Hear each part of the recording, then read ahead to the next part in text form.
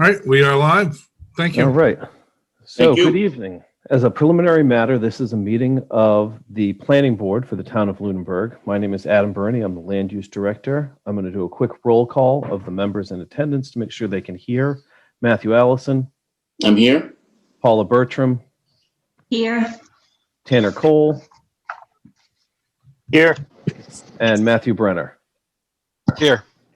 All right. So, good evening. In accordance with the requirements of the open meeting law, please be advised that this meeting is being recorded and broadcast over the Lunenburg Public Access channel, and this meeting of the Planning Board is being conducted remotely. The Town of Lunenburg, in response to the COVID-19 coronavirus, is currently following the guidance from the Lunenburg Board of Health, Massachusetts Department of Public Health, and the CDC regarding the virus steps communities can take to prevent the spread, and all town facilities are currently open on a limited basis. In accordance with the governor's order suspending certain provisions of the open meeting law, Mass General Law, Chapter 30A, Section 20, all public meetings are being conducted remotely. The order, which you can find posted on the town website on the COVID-19 Information Center page, access to the town manager's webpage, allows public bodies to meet entirely remotely, so long as reasonable public access is afforded and the public can follow along with the deliberations of the meeting. Ensuring public access does not ensure public participation unless participation is required by law. This meeting will feature public comment. For this meeting, the Planning Board is convening by Zoom video conference as posted on the town's website, identifying how the public may join. Using a smartphone, tablet, or computer, go to zoom.us and enter the meeting ID, or call 888-475-4499. Again, that is 888-475-4499. The meeting ID for this meeting is 840-283-85864. One more time, 840-283-85864. Please note the meeting is being recorded. Some attendees are participating by video conference. Accordingly, please be aware that folks can see whatever is on your screen. Please take care not to screen share. I don't think any of you can, but if you can, just don't, because everyone can see it and it will be recorded in perpetuity. With that, I'll turn it over to you, Mr. Chair. Excellent. Thank you, Adam, for that. And I'll call us to order at 6:33. Adam is just on the roll call. We're all but one in attendance. I'll open the meeting up to public comment. I'm not seeing any hands, Mr. Chair. Excellent. Okay. Any board comment? Okay. Then we'll move right into our A&R plan, 318, 384 Howard Street.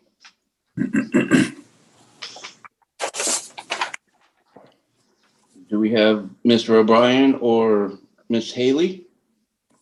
Mr. O'Brien is here, Mr. Chairman. All right. You wanna say something about this? Walk us Yes, through. Myself and Lisa Haley are trying to square off the lot. You will see that there's a big portion on the back, which is parcel F, is being deeded to me, and I am deeding her a parcel E and parcel D. Excuse me, just to square her lot off a little bit more. I asked for a waiver from the topo. The land is flat out there. I think most of us all know the property out there. So I don't think there was a need for a topo. I think it's pretty much that simple. Okay, so again, just to regurgitate, you're selling off parcel F and parcel D in exchange for parcel E? That is correct. Okay. All right, I assume all the board members have this plan in front of them. I'll open it up to board discussion.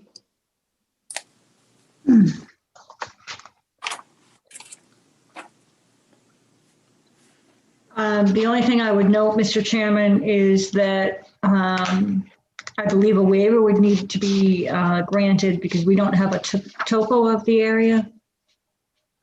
I believe you're correct. So let's talk about how we feel about granting the waiver. I would be fine with that. Yeah, this does not impact the available frontage or anything in that regard. Am I reading that correctly? That would be correct. This is Kevin O'Brien again. That would be correct. We are not looking to create any new lots. Both the lots still have the required frontage. They still have the setback at the front of the house required. They still have the required area. So it's just a simple trying to straighten her, squaring her lot off a little bit more. Excuse me. Okay, I will note that the iron rod that's set for her existing parcel is no longer going to be representative. It'll be in the middle of the new homes at Arrow parcel. We don't have any requirements for setting monuments unless it's more than is not quite sure. Construction of a new home. Unless it's going to drainage or intended to be given to the town, I think that's All lots prior to construction of a home are required to be monumented. so that wouldn't apply to this. Since they both have existing homes, it would be, there's no way to enforce that. Right. Okay. So I just wanted to point it out to the board members that the existing iron rod that defines the Lester Haley's lot existing would no longer define that lot. And that seems to be the only, nope, there's an iron rod. There's one iron rod at Howard Street. Mm-hmm. All right. So I guess we're still back to the discussion of granting the waiver of the relief from the topo plan. Paula said she's okay with that. Yep. Mr. Chair, I don't see an issue with it because I don't see how, from what I understand here, I don't see how anything could change for access or anything else we'd have to be concerned with. Very good point. Mr. Cole, do you have anything to input? Well, two observations. One is, does any of this land division have an impact on the subdivisions that we've approved? I can't quite tell how this land interacts with the subdivision approvals. Very good point. That subdivision is losing 7,000 square feet and another 240 and gaining 2,450. So I'm not quite sure. Adam, can you speak to that? It was not compared to the subdivision because the subdivision created a series of lots. If the lot in question, or if parcel F is being taken away from one of those lots, then at the time it comes to build on that lot, it may put that lot in jeopardy. But Mr. O'Brien has been exploring alternative development paths. So I expect he is aware of what subtracting that square footage from his parcel would do and how it may impact his future intent. So I guess that brings up another question in my mind so that made separate lots, but it wasn't an A&R, of course. So, I mean, but they're approved separate lots currently? Correct. By creating the subdivision, you've created all of those lots. And they would enjoy zoning freeze for 1 year, or I'm sorry, for 8 years, as long as they meet the minimum requirements that the subdivision was approved under. And in this case, that would be 40,000 square foot lots with 100 feet of frontage. So I guess that begs the question, is there not a requirement to show those lots as they're already accepted and approved? Well, this is a 4.4 acre lot, so this may be separate and above from the subdivision. If you give me 1 second, let me pull up the subdivision plan. Actually, it makes it easier to do this. And then my only other comment would be on the topo waiver. I I agree that I don't feel like the topography in this situation is going to have a meaningful impact in terms of whether or not these lots are good lots, so to speak. But I don't like the idea of granting waivers to some people and not others. And all the A&Rs that have come before us recently have gone through all that work. And so I just, in the interest of being consistent, I feel like if we want to see topography, we should make everybody go through the same process. I would submit to the board that I believe it was Arbor Street. There was a back lot swap recently, and they were granted a waiver from topography for the same reason, that there was no impact on frontage and there was no creation of new lots. So where topography is generally required for practicable vital access, that's not changing on existing lots. And I believe that was the board's justification in the past, and would probably stand to be equivalent today. I agree with what Adam spoke. As far as, were you looking for something, Adam, for previous? Yeah, I'm looking for the subdivision plan that would meet with that. But I'm listening. Do we need to make a motion and a second and a vote on granting a waiver? or Yes, can you we would need to vote Yes. on the waiver. Yes, you Okay. would. I would make a motion to grant a waiver from the requirement of the A&R submittal to submit a topographic plan for, what is the property? 318 and 384 Howard Street. I would second. Okay, is there any discussion about that? Any further discussion about that? Okay, we're gonna roll call vote. All in favor, Mr. Cole, Aye. Mrs. Bertram, Aye. Mr. Brenner, Aye. and an aye for myself. So we have granted the waiver for the topo. And it looks like Adam is still looking at plans. I am. It's not as clear as it could be. It's just, Mr. Chairman, if I may, if you look at that parcel F, that is part of the subdivision. The whole property is part of the subdivision. So this is going to be reconfigured. You can see, thank you, Adam. This is 384 Lot Howard 70. here. You can see the checkered line that goes through Rachel Drive and out to the back. That's, thank you, with the hand. We're squaring off lot 70 to look like the subdivision plan looks like on this A&R lot, on this A&R plan. To get Lisa Haley able to refinance her house. Then my house, the house that I own at 318 Howard Street, exactly. You can see it's still, the A&R plan still shows it as a pretty big lot. And if you look at the subdivision, thank you, you can see it's smaller. So the delineation on this piece right here on the subdivision, you can see before we had the lines in there for this lot being changed like this. So we had previously approved a subdivision plan showing a driveway entrance on somebody else's property? No. Hey, well, ask that question again. So parcel F currently is yours and you're gifting it to Lisa Haley. Is that correct? Parcel F is hers. She's deeding it to me. Okay, so, I'm deeding her a parcel E and parcel D, that little sliver, thank you. So her lot line is now this. Correct. So this set iron rod is the iron rod is gonna be her new lot corner. Back right-hand lot corner, correct. oh, then I was completely misspoken when I was talking about that earlier. I So can apologize.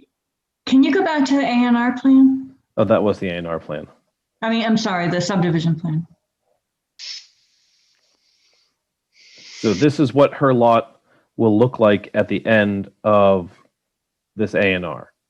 That is Okay. correct. That will, this She's getting A&R, this, and she's selling this. And parcel F will become part of lot 110? no, it'll become part of Rachel Drive. The roadway. Okay. Well, part of it will become the roadway. Okay, Correct. I see. Okay. I get it. Okay.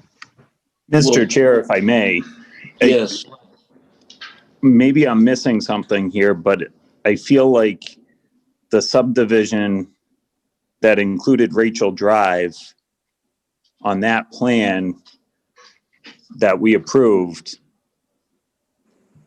it included land that wasn't owned. that's what I'm starting to understand. Mhm. Me too.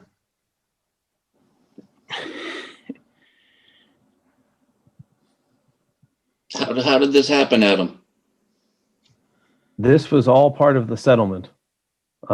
This was done through the court process. This was well underway in the litigation when I started working here.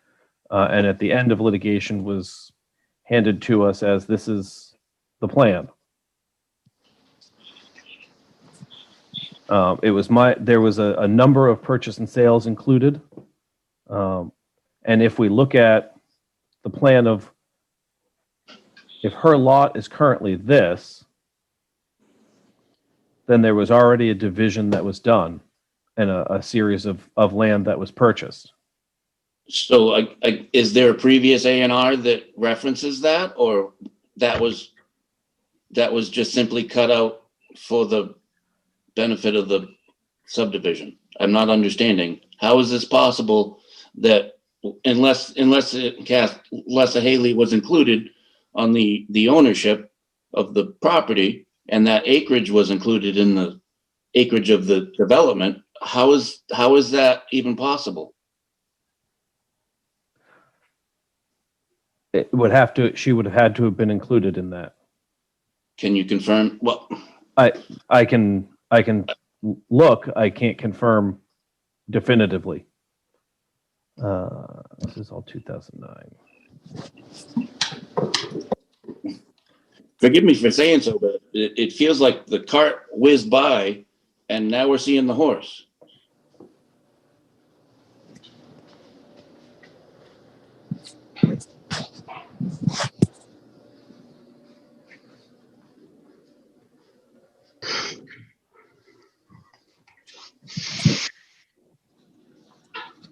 $318,390. Yeah, it's 280. 380. Sorry, 318, 390, 400, 460. Yeah, 384 is not on there.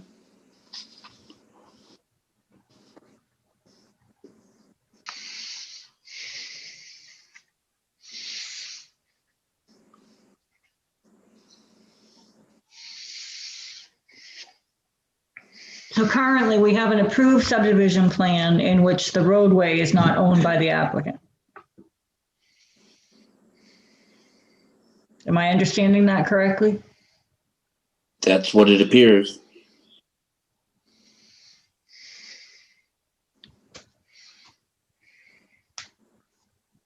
But you can sign a plan with something that's under agreement. If I had it under agreement, am I correct on that? That's correct. Okay. Because the agreement that I had with the Haleys when they bought the house was they were going to swap that land back to me. Excuse An me. agreement, Mr. O'Brien? Did you have a written agreement? I do. No, did you have one at the time that the subdivision plan was submitted? I did. Actually, if you want, I can bring a copy of that into Adam tomorrow. I'll be out there tomorrow. I can bring him a copy of that tomorrow.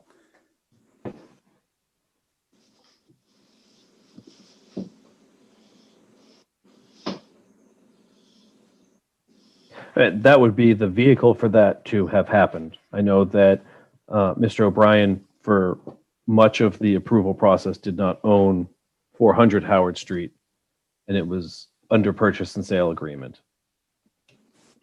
And purchase and sale can be considered site control.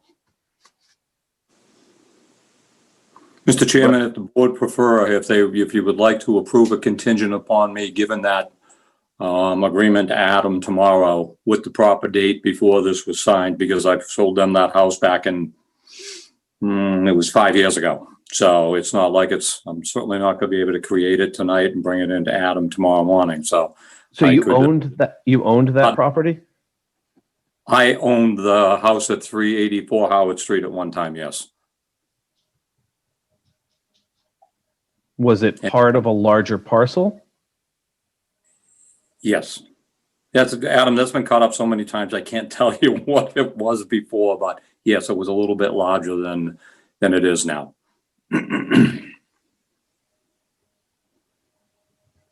And you owned it when you applied for the subdivision, Yes, but it was not part of 400 or 390. 390, I think, was cut out of that piece of property. What time is it? It's 6:51 PM.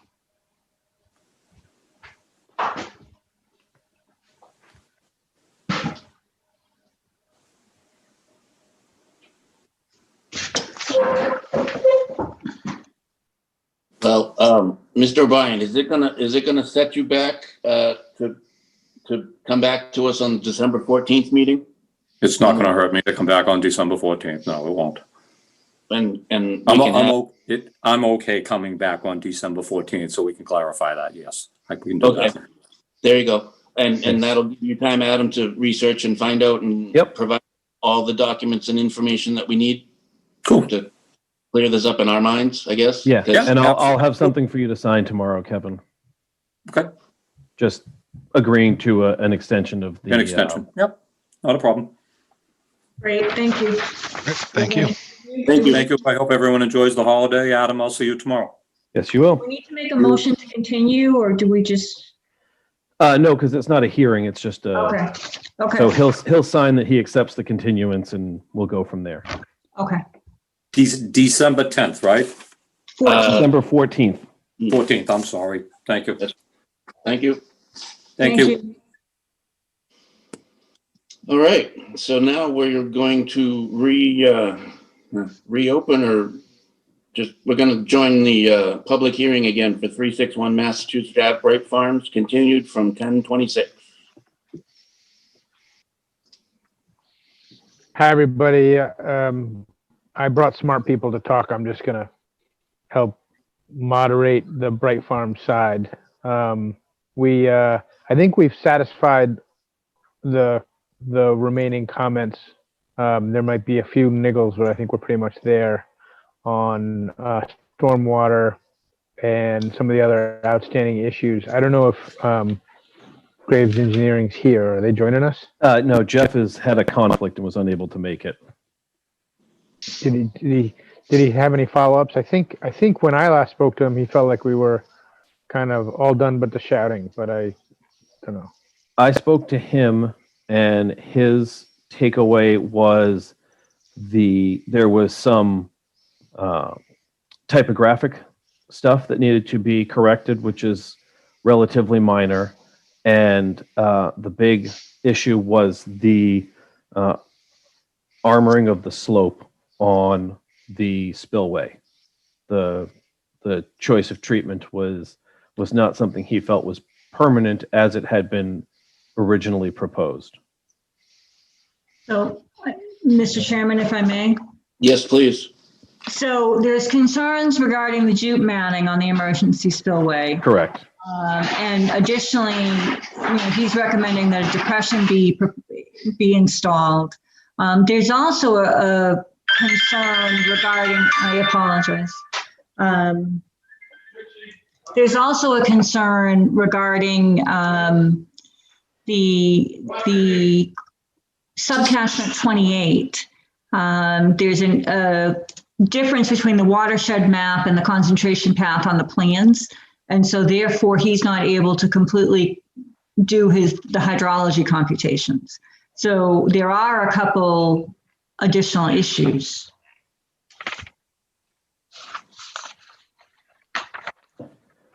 Correct. The slope, the jute matting on the slope is the issue, and depending on what treatment is placed instead of jute matting would depend on whether the depression was necessary to compensate for the force of the outflow. Or, as he recommends, you could also choose to do a series of drop manholes Right, that daylight with proper armoring at the outlet. right. This comment 23 on the catchments, he was unable to calculate with accuracy what they were. It sounds like that both numbers would most likely work, but there's no way to verify it without knowing which it is. Right, so the So- two outstanding issues, number 23 and number 33, from what I could, after reviewing his latest letter of November 13th. Gee, do you have any inputs on those, thoughts on those? I think this is your bailiwick.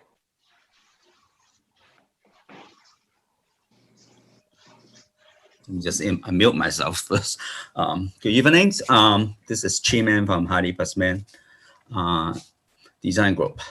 So basically, we have revised the plan set. I spoke with Jeff in regard to the slope. What we originally specs out is a permanent geofabric that is for that is designed for this application, but I guess Jeff is not too keen on this type, so we actually changed it back to a riprap slope. Basically, I spoke with him, and he feel more comfortable with a transitional riprap slope, and that's what we did. With respect to the area calculations, I guess area calculation is there, but our watershed map, I guess the outline of that area wasn't so clear. So I guess we just make that line, the subcatchment area line, more legible for him to verify the area. That's the that's what we did to satisfy the concern. I just don't know if Jeff has a chance to look at the latest drawing yet. And he also had concerns, if you look at item number 35, he had concerns about the grading around one of the basins because the slope is still excessively steep.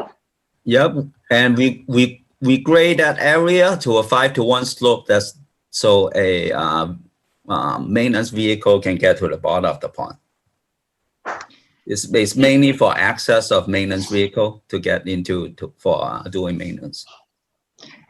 So is there an additional plan that Jeff hasn't reviewed yet?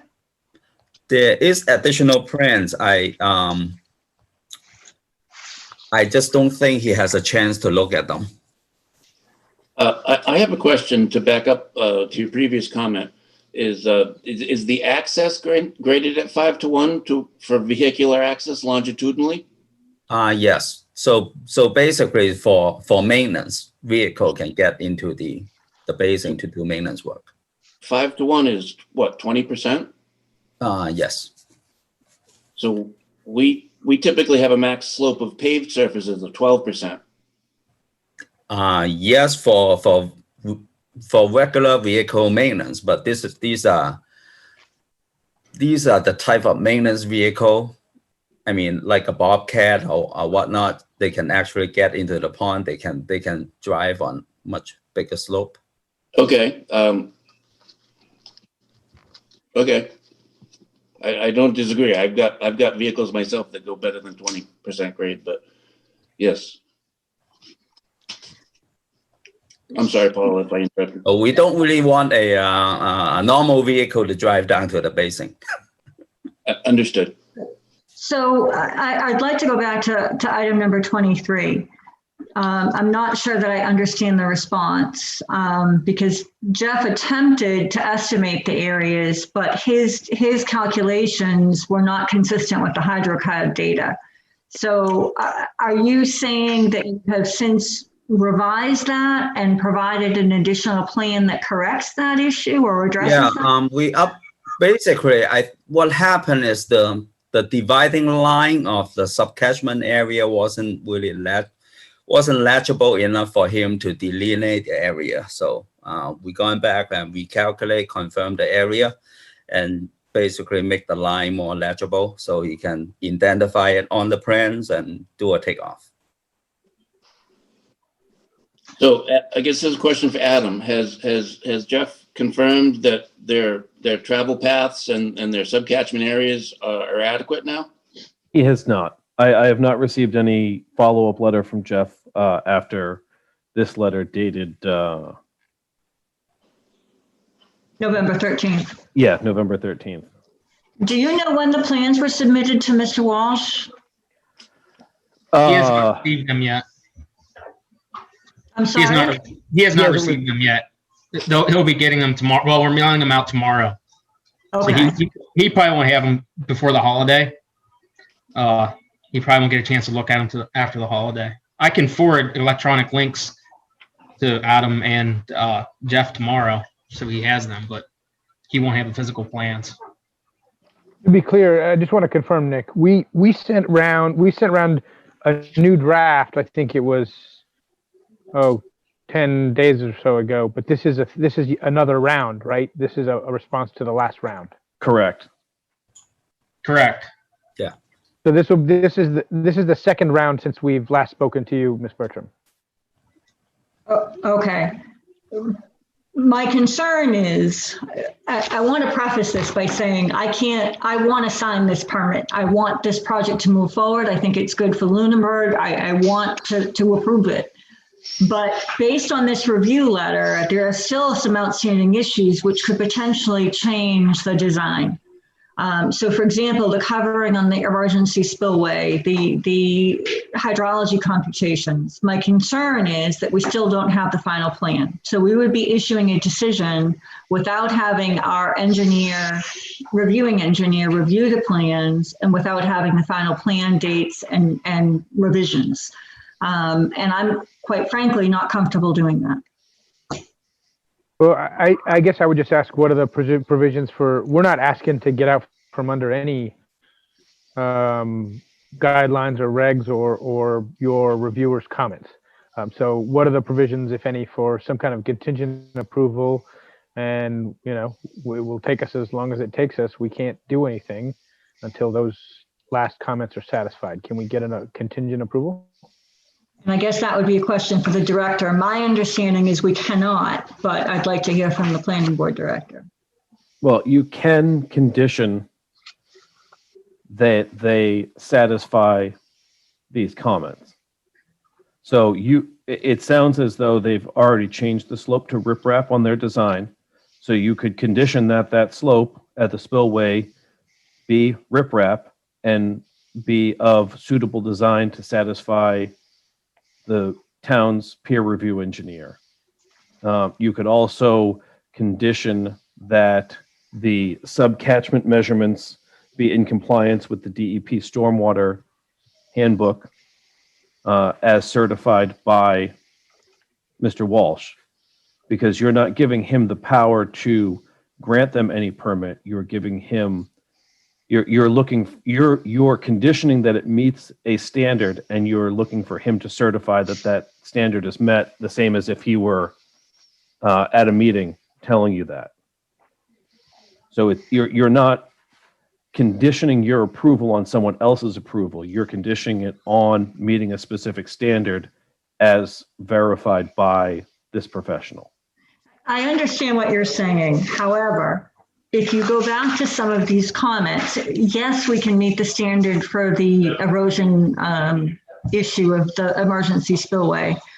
But if you look at, for example, the issue with and I'm not understanding the issue, the response, if you look at number 23, he's talking about the the concentration path is identified on the plan as for subcatchment 2S is listed as 707 feet. But on the watershed map, it's 960. So that to me is not a standard. There's a discrepancy in the plan in comparison with the watershed map. So I don't know how we would do that with a contingency. Well, you would require them to meet the standards for that issue. I think what I'm hearing, and I'm not an engineer, so I may butcher this, but when you develop the plan, you draw out the site and you draw these funny little blobs that are all the subcatchment areas based on how you're grading the site. And it sounds as if either a layer was turned off and a subcatchment line was not included on the plan, or it was drawn in a weight or value that it did not appear like a subcatchment line. So when Jeff went to review the plan and attempted to recreate the hydrology calculations, he was trying to measure to get the 707 feet, and there was a line that was separating the subcatchment area. So I would expect that there's a second subcatchment area that was coming out as over-designed, and he didn't comment on that because it was catching too much. And so this extra 230 some odd feet that he's measuring are traveling in different subcatchment area. That's the understanding that I get from what Mr. Mann is saying. So if you're saying that, so the condition watershed maps need to delineate the subcatchment in their entirety to show time and concentration paths of flow to allow for review of hydrology computations. You could condition that the hydrology computations are in line with the Mass Stormwater Handbook for time of concentration flow paths as approved by Graves Engineering in the review. That's something that the board would have to be comfortable with to make that motion, but there is a standard for those calculations that they need to be within. And this number was not evident on the plans that were submitted in early November. Well, that condition would satisfy the TC path, but it wouldn't satisfy the subcatchment delineation. I don't believe there's any standard in the stormwater handbook for subcatchment delineation. I think it's pretty much accepted practice. But in order to get to the TC flow path, you would need to have the subcatchments adequately defined, correct? Yes. So the definition of subcatchments is a vehicle to produce a compliant TC path. So there isn't a standard for it because it doesn't really matter how you do it if you're producing something that another engineer can replicate and verify that your TC paths are correct? Well, no, Adam. So times of concentration can be calculated from any point within a subcatchment area. Okay. And the engineer's job is to, for the existing condition, find the longest path through the most resistant material so that it shows that it infiltrates. Actually, no, it's the opposite. I'm sorry. The post condition tries to do that. But so there's anywhere within a subcatchment you can choose your time of concentration. It typically will be from a high point to a low point. But Okay. in any given subcatchment, there could be hundreds of both. So that's probably what his comment here was with the difference in length. He probably was, if they weren't shown even, he was probably picking a different start and stop. That's what my take from it. I mean, Mr. Chair, yeah, if I may, Please correct me if I misspoke. yeah, I mean, you are correct. If I may, I guess my suggestion is, basically it's not the method. That's not a standard. You're right, and it's normal engineering practice. So my suggestion is basically if you condition, you can pretty much condition that we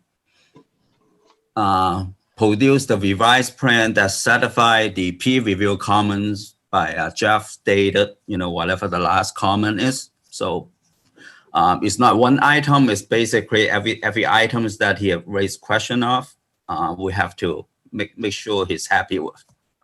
My understanding is we can't do that. Mr. Bernie, can you comment on that? You can require that they satisfy the peer review comments. Okay, so when we, in the decision, we're going to reference a plan that we don't have. Because the decision references approved plans, the dates, the revision dates, et cetera. We don't even have them yet. Well, we have everything up into this plan. And the decision clearly is not finalized because the discussion from this evening will have to be incorporated into it. So if clearly there's been a revision, if we're provided with that revision date, we can include that as part of the decision. The board obviously won't be signing it until it's complete. So we have 14 days from when the board votes to incorporate that information. And if there's additional revisions, we can say revised, include the revision dates and any additional revisions per condition, whatever the condition number happens to be. Mr. Chair, if I may. Yes, Tanner, go ahead. First, let me say that I wholeheartedly support this project. I think as a board, I don't want to speak for everybody else, but it's clear that we'd like to see this thing get off the ground. But I also struggle with these situations because in the past, we've signed decisions that we didn't deliberate on. We've made decisions contingent on certain things being done, and it's come around to bite us. We've had projects where we've issued approvals and abutters weren't happy. I mean, this evening, we were reminded that we approved a subdivision that didn't own the land that it was drawn on. And so in the interest of things being done properly, I think we really need to get to a point where we have a final set of plans for this project. And I mean, I'll do anything I can if we want to have an extra meeting scheduled, whatever, to try to affect that. But at the same time, I feel like we need to be consistent about things. And the only way we're going to get to a good decision in my mind is having a set of plans that meets the approval of our engineer and the board. And I appreciate where we're trying to go. We're looking to resolve an issue and keep the thing moving forward. But at the same time, I would like to be proud of the product that we end up with and a clean decision, and it's well thought out, and we've dotted our I's and crossed our T's. So. Mr. Chairman? Yes, please, Paul. I would completely concur with Mr. Cole's comments, and I too would be certainly willing to have an additional meeting, so you don't have to wait until our next meeting. I want to see this move forward, but it's not just those issues. If you look at number 52, the pipe invert elevation is lower than the bottom of the basin. I mean, so there is engineering that still needs to go on in order to satisfy the last review that we have dated November 13th. And I appreciate that you've revised the plans, but without our engineer's review, I'm not willing to close the hearing. I come from a similar place as Mrs. Bertram and Mr. Cole, and would be completely amenable to an additional meeting if that can get this through faster. Because at the risk of sounding like a broken record, I too would like to see this go forward. Okay, I'll chime in as broken record number 4. We're all very much looking forward to this project. And we tried as best we could to lay out all the pitfalls that we saw before you a few months back. and we do need to have something solid, something that we can't have thrown back in our face at some future date. Well, you did it before, or you broke precedent or set precedent. And I hate to sound harsh like that, but that is what we deal with. And as much as we would like to have you in our town, as much as we want to streamline things and make it as painless as possible, because I understand it probably has been somewhat painful. We do need to have everything in a neat little package before we sign off on it. And I'm not sure.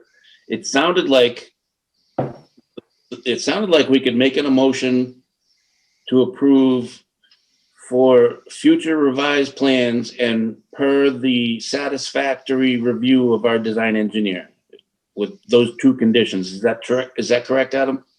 Well, you would make it per satisfying the review letter, and we could find a way to incorporate future revisions if there were some. But it sounds to me like the board is not in favor of that path. So if you're talking about what to do next, it's essentially continuing this to a date certain and hoping that we can get a clean letter by that date. So I'm going to throw out another option is that we approve it conditional upon satisfactory review and the updated plans. But, what about a de minimis change? Is that something that applies to site plan or stormwater? No, because it's in the site plan and special permit, and the stormwater is a general bylaw. Okay. So that messes that up. So basically, it looks like we're moving, and again, I'm open to having a special meeting for this as well. But I'd be surprised if all this can get turned back and forth in 2 weeks, or in less than 2 weeks. Well, our next meeting is 3 weeks away. I don't think anything's going to burn down before what is your next meeting, the 5th or 6th 14th. or something? 14th. December 14th. 14th, Ooh. December 14th. Oh, that is a ways out. Yeah. That may start to pose a challenge. Why don't we circle back to you?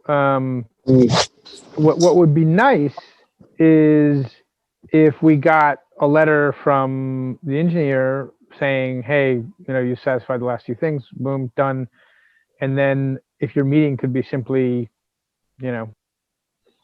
to review that last set of comments and call it good. That would be great. And if we could take it easy, by having that all done, make your session short, that would be great. We'd appreciate that. Sure. So, but the bottom line is that we'll need to continue this public hearing to a date certain. And, Yep. and also. Carry on, finish the rest of your meeting. Okay. No, and then also, just for your information, I'm looking at the draft decision that was prepared, and I don't know if Mr. Cole has done his Mullen, done the Mullen rule. I do not have any Mullen certificates. Yeah, no, I can fill out the Mullins. I did review both of the meetings that I missed, so I have no problem. Well, you doing the only Mullen. missed one And meeting actually, for this. Yeah, because we 'Cause continued. there was no hearing. It was just a continuation. And if I may suggest, does December 7th work for everybody? Just move our meeting up 1 week? It does for me. I think it would work for me. Yeah, I'll make it work. Well, we would be having meetings 2 weeks in a row because we already have items on for the 14th. But we could make this meeting specific for Bright Farms. That's correct. Yeah, that's completely correct. You could. And nothing else. I'm just thinking that would shave a week off for them, but also allows enough time for hopefully the engineers to get through everything, given the holiday and weekends and so on. My one concern about that would be the availability of a Zoom room, but we can continue to the 7th and hope that we can get that done. We have 3 now, right, Adam? We do, And I can do it as well. but I'll have to check with the Rooms. meeting coordinator. Very good. So how does continuing to a date certain that we don't have certainty on? Well, we continue to December 7th. And if we don't have that, it just gets continued to the 14th. Okay, Mr. So- Chairman? I guess I need to regurgitate that gives us what, 2 weeks? Yep. Yeah. So it needs to We'll, go we'll get back. it turned around. Okay, all right. Mr. Chairman? Yes, please. I would just comment that if you look at number, on Mr. Walsh's, comments, number 53, in which he talks about the planting within the basin, and we had discussed this briefly, you were proposing a stormwater mix. Apparently, the plan still specifies shrubs. I will tell you that I would be opposed to putting shrubs in the basin. For what reason? It's just, yes, the plants will work. However, I think it would make maintenance extremely difficult. And I think it would also impact the water flow and basically from a maintenance perspective. And to concur with our engineers, they talk about swamp dogwoods. And according to Mass DEP Stormwater Handbook, trees and shrubs should not be planted in the basin. So I thought there was talk at our last meeting about a wildflower mix, which I would not be opposed to. However, I would be surprised if it survives. But trees and shrubs are prohibited in infiltration basins. If I may, the latest revised plan, we took out all the shrub within the basin. It's just Okay. a different type of seed mix. I consult with my wetland scientists. They are good for basin and also some switchgrass. That's it. Okay. All the dogwoods are out. Great. Okay, you good with that, Paula? I absolutely am. Okay. I just didn't want to wait till Chair, the say, yeah, I'm not okay with this. I just have one more comment. I know that the drawdown structure was discussed for the infiltration basins. I've done a fair amount of maintenance in these basins, and I struggle a little bit with the drawdown device because I feel like it's more apt to freeze and break and provide a alternate path for water to exit the basin before settling. In my mind, the ability for the basin to fill up with 1.5 feet of water or so before it can exit into the outlet structure is its primary function. And for the most part, I mean, I can't think of a reason why you'd need to have a drain there to drain that on a regular basis. Even if you were going to drain it to mow it, you're probably going to want to wait until it dries out naturally. Because if you open the drain and let the water out, the soil's still moist and you're still going to make a mess out of things. So I don't know. I have mixed feelings. I mean, I wasn't at that meeting when it was discussed, and I'm not trying to reinvent the wheel here, but it just seems to me like if you're going to have a structure like that that isn't fully protected from frost, it's very likely it's going to freeze, and then it's just going to be an outlet for water to exit the basin quicker. So that was my only observation. Okay. Very good. So was that, I assume you're talking about the underdrain, the release? Was that addressed in one of the review? Yeah, the drawdown device where you basically have a pipe with a plug or a gate valve that you can remove the plug or open the valve to drain the last 1.5 feet of water out of the basin. And in my mind, it's of very little use. I don't see that being used on a regular basis, and I I would rather not see it there. It's similar to the monitoring well in that you put this stone trench in the bottom with a perforated pipe to allow the drawdown. But if the plug freezes and breaks, now instead of the water building up in the basin and your solids settling out, now the water can just keep running through the system. And so in my mind, and I'm no engineer, but in my mind, it's more of a liability than an asset. So So So can this- you tell me what review comment that was? I'm sorry. 36. And this was a discussion at our last meeting when we waived the requirement for the monitoring well, but we did talk about requiring the drawdown device, and Mr. Cole is suggesting that we may want to reconsider that. And our reviewing engineer really left that up to us. Well, we've gone over and over and over the monitoring well in a basin, and the engineering. Right, we waived that, yeah. And So- if I may, again, we look at the soil conditions, and all these basins are designed to drain within 72 hours after the rainstorm, based on the soil conditions and the type of soil with the infiltration rate. So I don't feel there is a need of installing the drawdown. And be honest with you, I never put any of the drawdown on any of the pond that, infiltration pond that we designed. For a wet pond, you do need it because it's a wet pond lined with clay or whatever. You definitely need to draw down for maintenance. But for infiltration pond, if you design with the proper soil, I don't see a reason for it. But up to the board. If you guys like to see it, we'll put it in. Well, Is it I on guess- the current design? that It you- is on the revised design we added on. So, I mean, I'll take the direction from the board.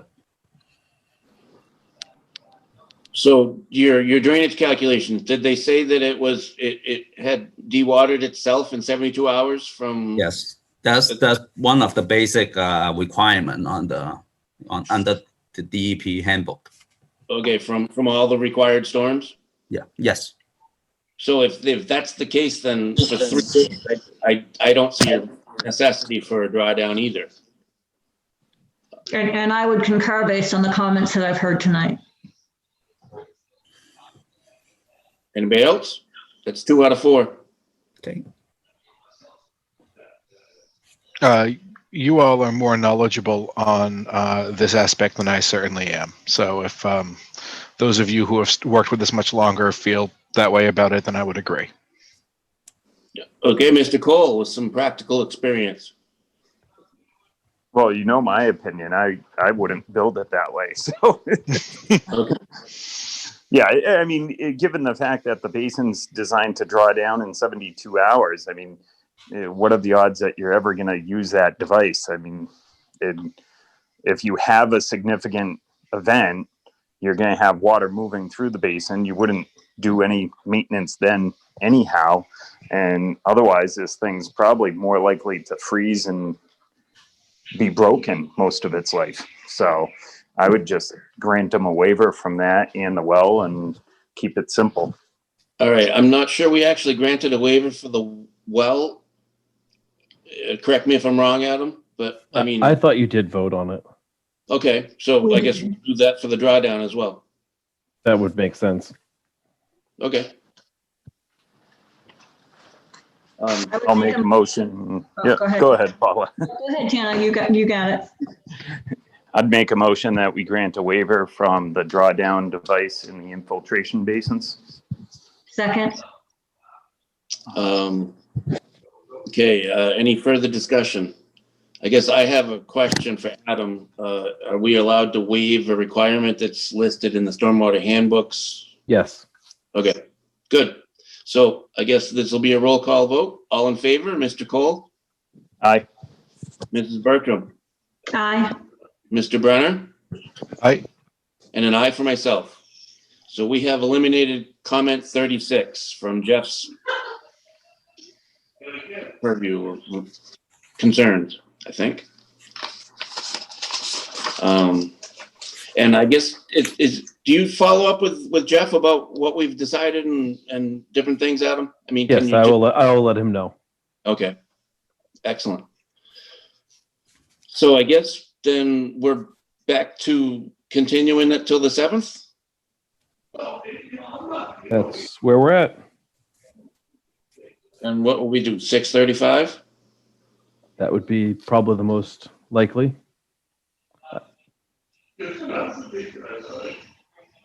So I would take a motion to that effect? I would make a motion to continue this hearing to December 7th at 6:35 PM. Second. Mr. Brenner, second? Okay, any further discussion? A roll call vote, all in favor, Mr. Cole, Aye. Mrs. Bertram, Aye. Mr. Brenner, Aye. and an aye for myself. Thank you very much. I just realized I faux pas. I didn't ask for public comment, but this is a continuation, so that's okay, I was right? going to say, you've offered multitudes of public comment in the Okay. public hearing. I'm just keeping myself honest. And there's one more option for it on December 7th. Exactly. Good point. All right, gentlemen, thank you very much. We got another. Thank you all. I appreciate you having a special meeting. I will say your town is very well served by this committee. It's remarkable how much civil engineering expertise is on the committee. But guess that's why you're on it. Thank you. Well, thank you. So I guess we just skip over our next item, right? So then they're free to go? Well, that's up to you. If you want to review the decision and have it all buttoned up minus the whatever gets put together next week, you can certainly do that now. I'm not sure it makes sense to review a decision that we've still got an open hearing Yeah. for. I Okay. would prefer to wait till next meeting. Okay. Okay. I think we're good. Thank you, gentlemen. Thank you. Thank you. So we will skip over number 5. And number 6 is minutes approval for 11/9/2020.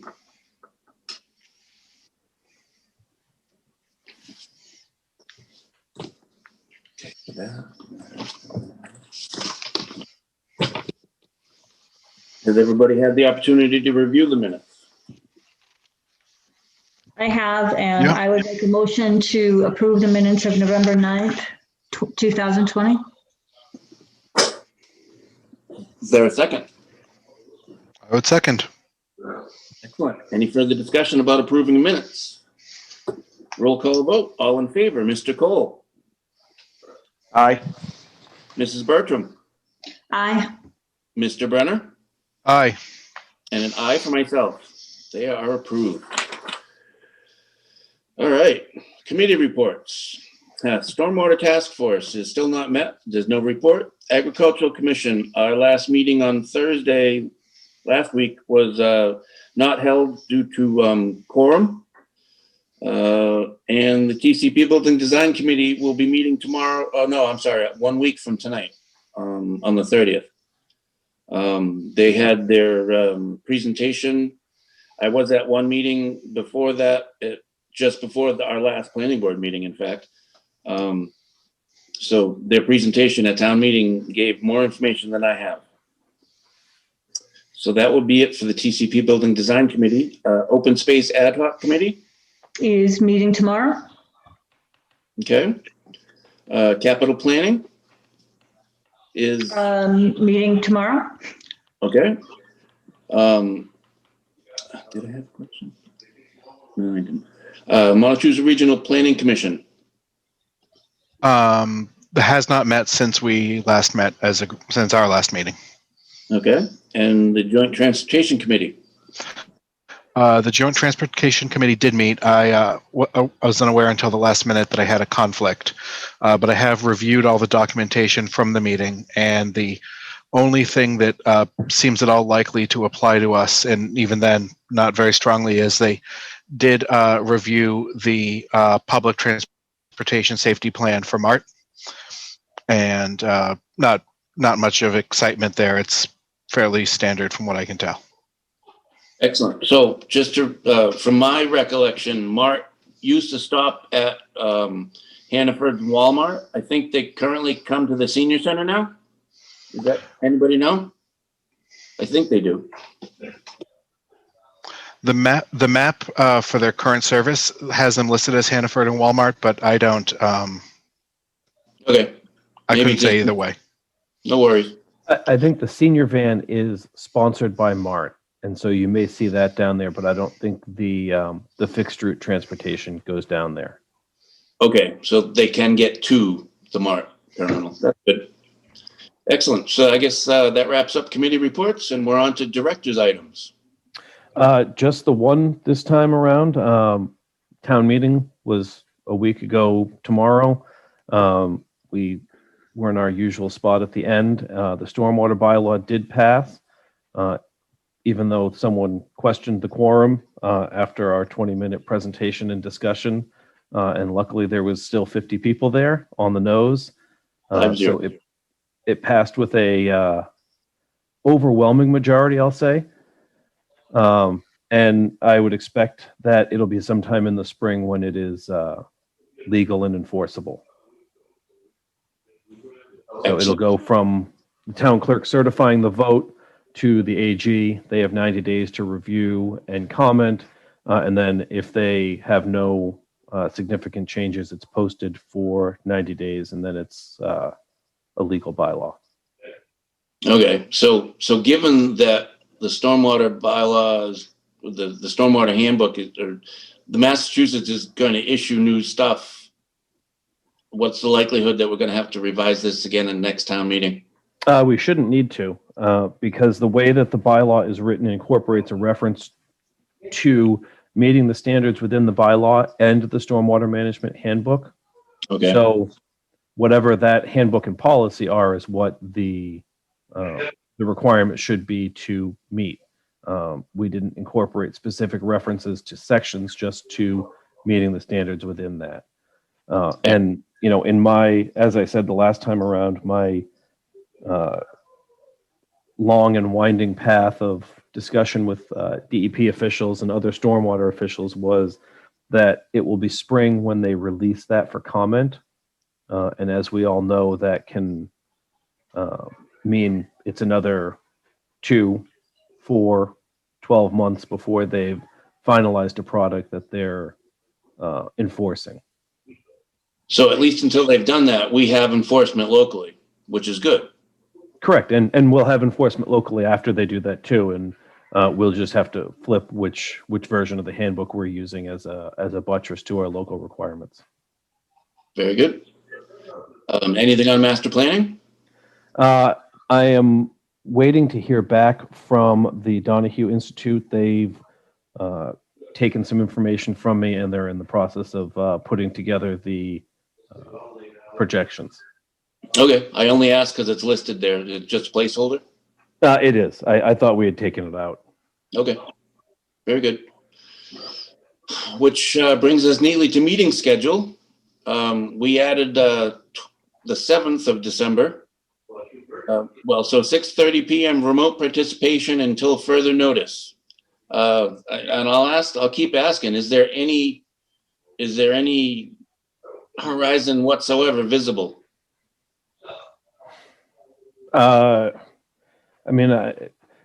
There has been no official indication from either local or state officials that we'll be changing that anytime soon. Governor Baker has lifted, as of December 1st, the permit timeline tolling, which is not an issue for us locally, as we have been keeping up with our time limits because we've been meeting regularly. Some communities pretty much shut up shop and it did not continue meeting. So there was a law to freeze timelines that went into effect back in March. And I received an email from council just recently outlining that, this is ending on December 1st by the governor's order. It was supposed to be 45 days after the end of the emergency. My expectation is that the state has just decided they're done with it.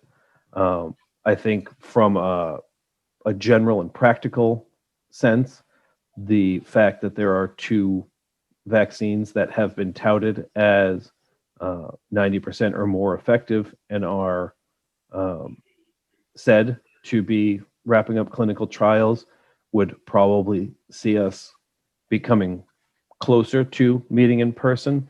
But I would still expect it will be at least the spring, if not the summer, before that's a reality. Okay. Thank you for that thorough response. You did say something about tolling, and then was that simply not applicable to us because we continued meeting and we had hearings and we I mean, closed? it was always applicable to us, but it wasn't anything that we were relying on for operation of our day to day. I mean, we've met on a regular schedule. We are not having any issues meeting those timelines. So it's applicable, but not relevant. So I guess the people that would be relevant to are the people who had open meetings and just stopped meeting. Correct. And gone Correct. beyond the timeline. Okay. Yes. Well, communities that haven't been able to ramp up a Zoom presence or continue to hold regular meetings or have volunteer or staff issues with attendance or otherwise. Okay. Very good. So, as I said, we did create a new meeting on the 7th. Hopefully we can get the Zoom and that'll be all taken care of, and we'll see Bright Farms then. I would expect that would not be more than an hour. I would hope not. If but that. We'll see. Right. Okay. So that would be our next one. And after that, we've got the 14th and the 28th. That's correct. We've got one A&R coming back on the 14th. Anything else on the horizon? I don't, I saw that any idea when that, the marijuana place is going to come before us? No.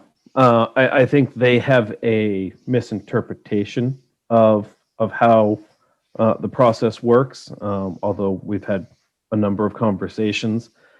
They have just introduced themselves to the select board. They did submit a draft host community agreement. The select board has asked them to hold their community meeting into January. There's no date for that as of yet. And the selectmen are going to begin reviewing the host community agreement at some point. I would expect there would be no finalization of that till after the community meeting. And as the bylaw says, they need to move through the additional phase of the Cannabis Control Commission before they reach this board. So I would expect that's 9 or more months out. I was going to say at least 6, but good. Okay. And what are we workshopping on December 28th? I'm going to put together a draft of a new common driveway bylaw because I feel as though what we have now is not sufficient for what the board has looked at as far as what their requirements are for common driveways. There seems to be a desire to have them meet the bylaw with a bylaw that's incredibly vague. So I think that putting together a more objective set of standards for what the driveway is and what would qualify as a reason that you cannot locate it on the split lot line, what would be reasonable for that. I have a proposal that I'm putting together that I think would hopefully address some of those issues. And if I'm not mistaken, and please correct me if I am, we've got requirements for shared driveways in a couple of different areas in the bylaw. Mm-hmm. It'd be nice to keep it together.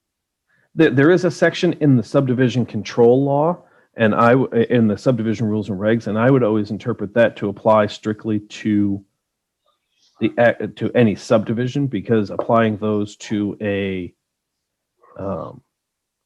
someone who owns 2 lots or owns a lot and is looking to build on an adjacent lot, I would have a hard time applying that to. So I think consolidating them to one place would make sense. Well, I don't think it has any place in subdivision because while A&R is a subdivision of land. It's not considered subdivision as far Correct. as our language. So, I mean, why would, I guess in subdivision lot segmentation, they would be required to have common driveways, and we had standards for that, is what you're saying? That's the way I would apply it in an actual term of art subdivision where they're creating a roadway. If they wanted to put a common driveway in, it would need to meet the standards outlined in the subdivision control regulations. But other than that, I would say the board should be relying on the bylaw because that's what applies So- universally. So if we revamp the bylaw, can we reference that bylaw through subdivision? Yes. Okay. So then we only have one reference, we only have one Yes. instance and then a reference to that instance. Okay. Mhm. Good. Mr. And then, good. Mr. Yes. Chair, if I could just make a comment along those lines. I know I've been pretty, my interpretation of the common driveway bylaw has been very strict. But I honestly don't have an issue with it. And I think it's pretty clear that if you're going to do a common driveway, you need to split the lot line. And I don't know that we can make any changes to the bylaw that would start to clear up every given situation. I think, unfortunately, that's just the nature of some of this stuff. Every lot, every situation is different, and it's up to us to determine what makes sense. But I feel like people are trying to use the common driveway to build out, to increase buildability. And while I respect that, I don't feel it's the position of the planning board or our bylaws to support or hinder development. It's just to make sure that things are done in a way that makes sense going forward. And the reason they want to split the lot line is it makes maintenance and easement and agreements between two parties much easier to handle. And so my default would always be to leave it the way it is, because I really don't see a problem with it. I mean, I don't know if anybody else has had an issue with that, but I think the bylaw is pretty straightforward and says if you want a common driveway, you got to split the lot line or prove to the planning board that there's no other reasonable way to do this other than what we've proposed. So I don't know that a workshop, from my perspective, a workshop doesn't make much sense, and I don't see any reason why we'd go to town meeting to try to tweak that part of the bylaw. Okay. I would tend to agree. I guess I think our bylaw is very clear right now. I'm not exactly sure what we're having a workshop about. My thought was that just adding objective standards increases consistency. It gives the board something to fall back on to permit or not permit the shift from the lot line. If the board is happy with what's there, we can flip the workshop and we can start looking at the subdivision control regulations. Well, my understanding is that split the lot line at the frontage is actually the verbiage in the bylaw. Mhm. And in my understanding, that's very clear. And I don't think that we've had a problem enforcing that and bringing that up to an applicant. And I honestly don't see that we need to revise that as much as maybe the subdivision. That's fine. I have a whole bunch of subdivision stuff we can start working on. Sure, but at this point, I also want to mention to the members that a workshop can be anything. We don't have to lean on Adam to come up with ideas. If we've gone through, we found something that we question or we don't like, anybody is able to bring up a suggestion for a workshop. We want to. Any ideas we're welcome. We're open and welcoming to updating our bylaws. And to that effect, I will mention, I'll touch upon something Tanner mentioned, is that as time moves on and as development spreads from Boston, we're already seeing upticks in the further west towns that hadn't had much increase at all. Lunenburg, in my lifetime, has doubled in population. In 40-something years, has doubled. And I only see an increase in density and development and desire to be in an area like this. So as Tanner said, as time moves on, the less beneficial lots are going to become more beneficial in developers' eyes, and they're going to start coming up with creative ideas on how to make them developable. And I've been involved myself in doing that. And it's not a difficult thing if your bylaws and your regulations and your rules allow for it. So tightening up the loopholes, picking up on things that have been repeated more often recently than in the past, stuff like that. And this is to protect our town. This is to protect the town, the citizens, the property owners. And